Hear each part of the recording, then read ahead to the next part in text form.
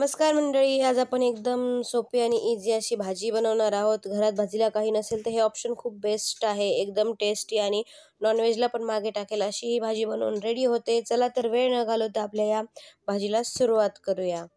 बघा, इथं मी भाजीचा बेस बनवण्यासाठी 2 मिरच्या, लसण, जिरे आणि कोथिंबीर घेतली आहे। त्याच्यासोबत अद्रकचे 2 तुकडे घेतलेले आहेत। आता हे आपल्याला मिक्सरच्या भांड्यामध्ये बारीक करून घ्यायचं आहे। पाणी न ॲड करताच आपल्याला हे बारीक करून घ्यायचं, थोडंसं मीठ टाकून। बघा, आता इथे मी याची पेस्ट बनवून घेतलेली आहे। एकदम छान बारीक झालेली आहे। त्यानंतर आपल्याला इथे 1 वाटी बेसन आणि अर्धा वाटी गव्हाचं पीठ वापरायचं आहे। बघा, इथं फॉर्च्यूनचं बेसन वापरलेलं आहे मी 1 वाटी आणि अर्धा वाटी गव्हाचं पीठ वापरतीये। आता याच्यामध्ये आपल्याला जी पेस्ट बनवून घेतलेली आहे आपण हिरव्या मिरच्याची आणि लसणाची, ती आपण इथे ॲड करणार आहोत। त्यानंतर आपण याच्यामध्ये अर्धा टेबलस्पून हळद ॲड करायची आहे। मीठ ॲड करायची गरज नाही आहे, कारण ऑलरेडी आपण मीठ ॲड केलं होतं मसाल्यामध्ये। आता हे छान मिक्स करून घ्यायचं आहे आणि थोडं थोडं पाणी टाकून याचा घट्टसर गोळा बनवून घ्यायचा आहे। इथे तुम्ही पाहू शकतात, बघा असा घट्टसर, जास्त पातळ बनवायचा नाही। आपण चपातीला बनवतो त्यापेक्षा आपला गोळा घट्टसर झाला पाहिजे। त्यानंतर आपण जी भाजीचा रस्सा आहे तो बनवण्यासाठी तयारी करणार आहोत। आता बघा, इथं घट्टसर गोळा झालेला आहे। त्यानंतर बघा, इथं मी मिक्सरच्या भांड्यामध्ये कांदा भाजून घेतलेला आहे, लसण आणि कोथिंबीर ह्याची पेस्ट बारीक करून घेतलेली आहे। तुम्ही पाहू शकतात, बघा एकदम छान अशी। त्यानंतर आपल्याला कढई गरम करायला ठेवायची आहे, त्याच्यामध्ये तेल, जिरे, मोहरी याची फोडणी द्यायची आहे। त्यानंतर जी आपण पेस्ट बनवून घेतली आपण ती याच्यामध्ये ॲड करणार आहोत। ती पण छान आपल्याला तेल सुटेपर्यंत परतवून घ्यायची आहे।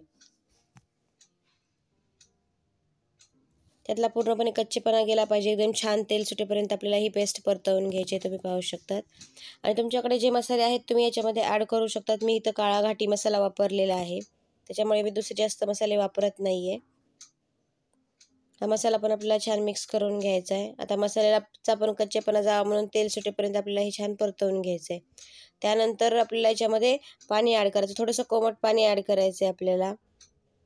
थंड पाणी ॲड केलं की आपल्या भाजीची टेस्ट थोडीशी वेगळी येते, आणि जर गरम पाणी ॲड केलं तर तुम्ही टेस्ट एकदम छान अशी भन्नाट येते। तुम्हाला जेवढा रस्सा हवा आहे तेवढा तुम्ही याच्यामध्ये पाणी ॲड करू शकता।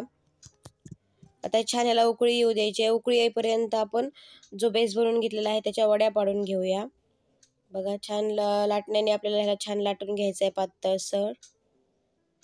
तुम्ही पाहू शकतात, बघा एकदम छान भन्नाट टेस्टी अशी, नॉनव्हेजला पण मागे टाकेल अशी याची भाजी बनवून रेडी होते। खायला पण एकदम छान टेस्टी लागते। तुम्ही पाहू शकतात, बघा आता व्हिडिओमध्ये दाखवल्याप्रमाणे आपल्याला पातळसर अशी याची चपाती लाटून घ्यायची आहे। आता आपण याच्या वड्या पाडून घेऊया। छोट्या छोट्या साईजच्या पाडल्या तरी चालतील, तुम्हाला ज्या साईजच्या आवडतात त्या साईजच्या तुम्ही वड्या इथे पाडू शकतात। एकदम मस्त टेस्टी, आणि भाजीला काहीच घरात नसेल तर हे ऑप्शन खूप बेस्ट आहे, नक्की ट्राय करा। बघा, आता इथं आपल्या वड्या पाडून झालेल्या आहेत, तोपर्यंत आपल्या रश्श्याला पण उकळी आलेली आहे। बघा, तुम्ही पाहू शकतायत इथं आपल्या वड्या बनवून रेडी आहेत। बघा, भाजीला पण छान उकळी आली आहे। त्याच्यामध्ये नंतर आपल्याला थोडंसं 2 ते 3 टेबलस्पून आपल्याला शेंगदाण्याचा कुट्टा ॲड करायचा आहे। तुम्ही नसेल वापरता नाही केला तरी चालेल।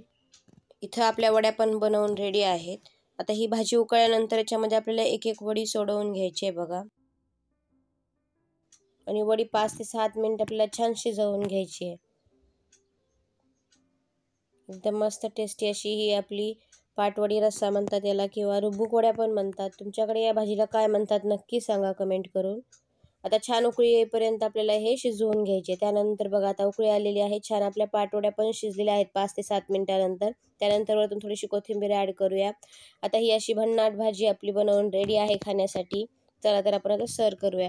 एकदम टेस्टी अशी रस्सा भाजी आपली ही बनवून होते, आणि या भाजीला काहीच नसेल घरात तर ही भाजी बेस्ट ऑप्शन आहे। नक्की ट्राय करून बघा, आणि तुम्हाला ही भाजी कशी वाटली नक्की कमेंट करून सांगा।